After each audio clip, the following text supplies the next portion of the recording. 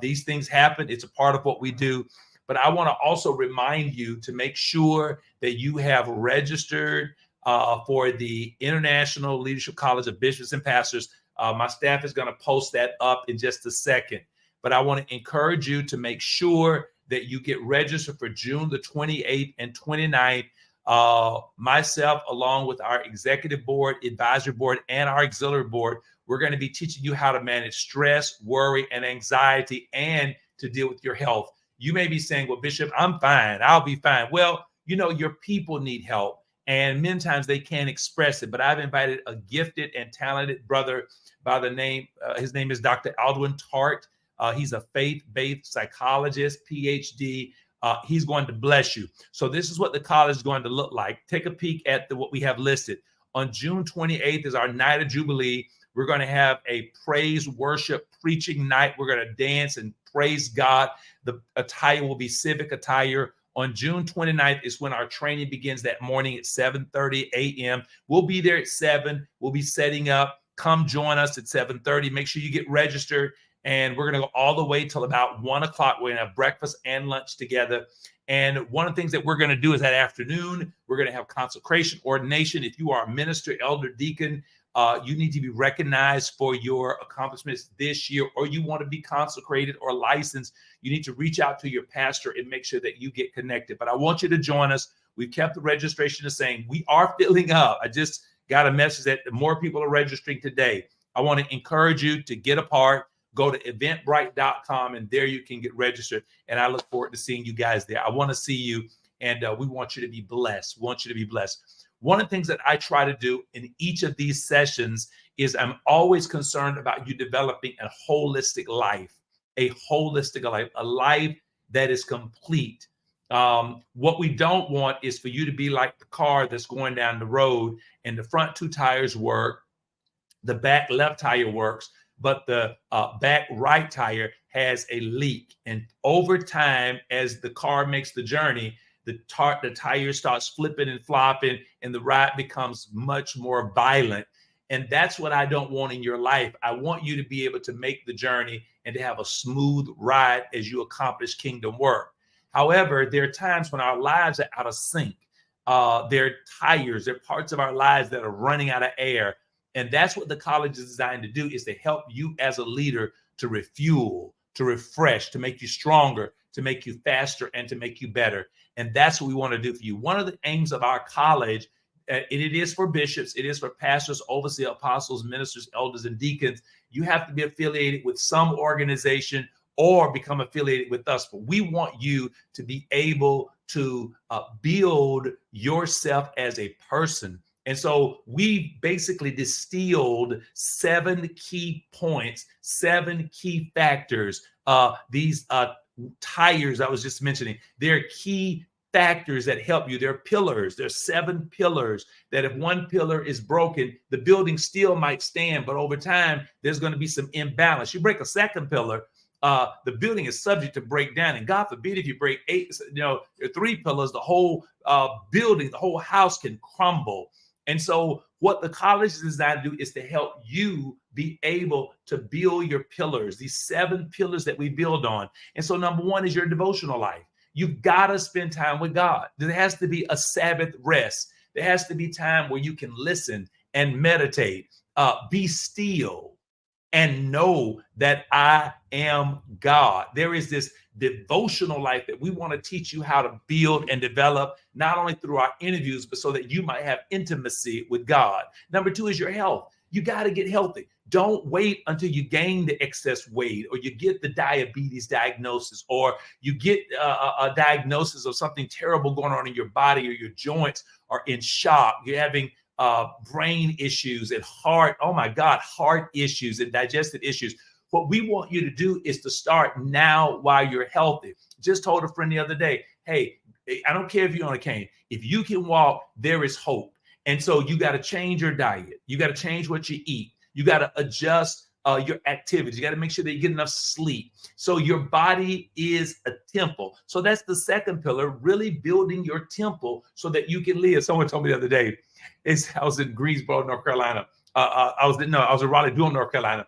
And they told me, they said, Bishop, That stuff you be eating, I don't know about all that stuff. Well, you're just not accustomed to it, but you'd be surprised that, come on, I grew up on neck bones, collard greens, fried chicken, fried pork chops, liver, gizzards, onions. Don't play. Rice, brown rice, yellow rice, pigtails, hog. I mean, please. I know how to eat good country food, but it is also important to know that your body is a temple and you have to make some adjustments so that you can have longevity. And let's be honest, none of us are 16 anymore. None of us are 21 where we can stay up 2 or 3 nights, have 2 or 3 pots of coffee and keep going. Those days are over. It is time to exercise wisdom because age has caught up with us. And I want you to live a vibrant life and a healthy life. Number 3 is we want you to grow. What books are you reading? What people are you meeting? What places are you going? What experiences are you having?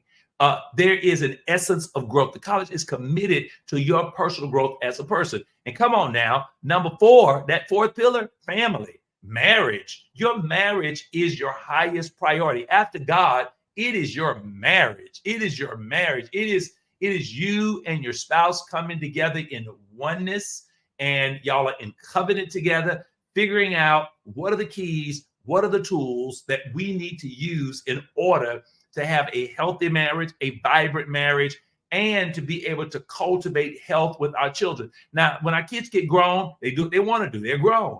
However, when they're in the house, we want to build the foundation, train up a child in the way he should go. And when he is old, he will not depart from it. It's our commitment to help instill truth into our children and then let them go and experience and grow up. But you and your spouse have to become one. And we want to teach you how to have a strong marriage. That's one of the things that we're doing this year. Also in the fall, we're having a upper leadership retreat here in Panama City. I'll tell you more about that later. I spoke about growth a moment ago.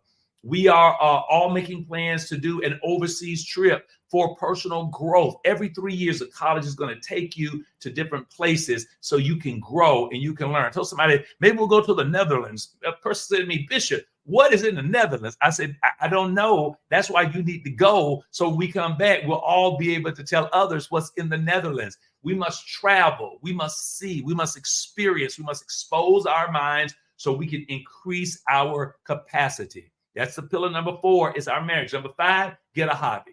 What do you do for joy? What do you do that relaxes you? Number 6, create an entrepreneur venture. Do something that you enjoy. One of the dear women in our church, we have a dear woman in our church. She crochets jewelry. Yes, she literally crochets. And you've probably seen my wife. She has these beautiful earrings on, these beautiful necklace. She literally can crochet. It is a gift from God. We thought she was just an intercessor, but she has an entrepreneurial gift to crochet. She is gifted. She is anointed, and God has given her other abilities. And so now she's exploring that as she becomes older. She's discovering their new gifts inside of her, and she is excellent at what she does. That's an entrepreneurial adventure. And then finally, managing, budgeting, working through our finances. We all are working through that. So we have to build those strategies so that we can have a better life. Those are the 7 pillars that the college is standing on. And I want you to be a part of it. So listen, June 28th and 29th, we're going to be at the University of North Florida. We're going to be gathering for 2 days, Friday night, Jubilee service. Saturday morning, we're going to have breakfast together. We're going to have teachings from Dr. Tart. I'll be sharing and teaching and strengthening you. We'll also have a Nicene panel where we're going to deal with issues of the day. That's right. Is it appropriate for some things to be done? Can we just do anything in the church?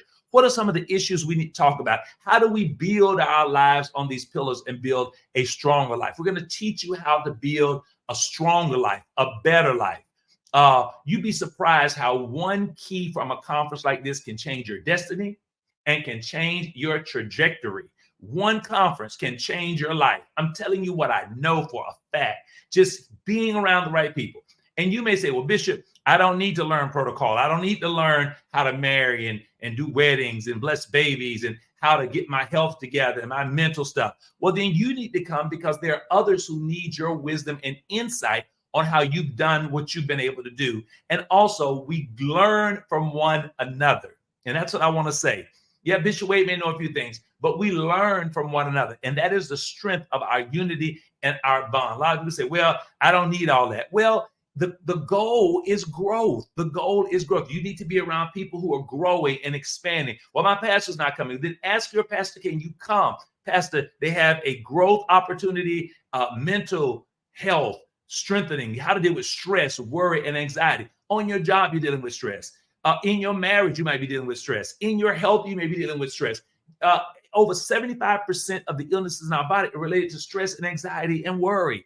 We want to teach you how to overcome, how to win, so you can have longevity. And we don't want you in a state of loss of thoughts and memories. And we don't want you to enter that mental state where they have to institutionalize you. And I know we believe in the blood of Jesus, but there are a lot of saints who are institutionalized because traumatic things have happened in their lives and they've not been able to deal with them. We have a professional who is coming. He counsels. Dr. Tart is a counselor. He's a man of God. He's saved. He's anointed. I've sat on his teaching for 2 or 3 days. Phenomenal.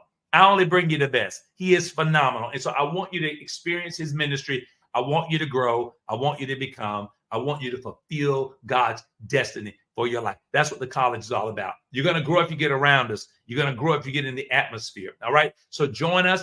Our time is up. And thank you all so much for being a part of what we do, and know that I'm praying for you. And I'm looking to see you at the college. I want you to see me. I want you to shake my hand. I want to greet you. I want to talk to you. I want to get to know you. I want to hear about your dreams and plans. And if you have a new book, you need to share your book. We have stations where you can put your books up. You need to contact the college, reach out to us so we can get your books out there so we can read them. You write a book, I'm going to read it.